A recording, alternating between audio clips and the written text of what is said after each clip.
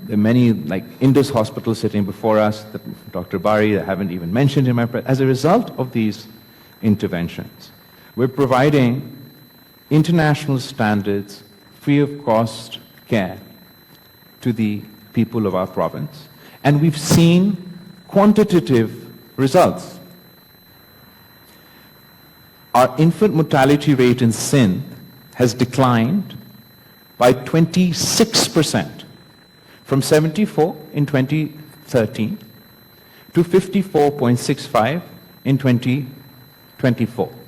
Our media friends here will remember how much we were criticized on this topic, particularly in the context of Tharparkar.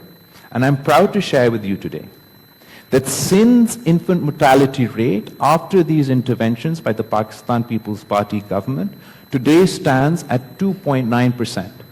That's lower than our national average of 5.4%.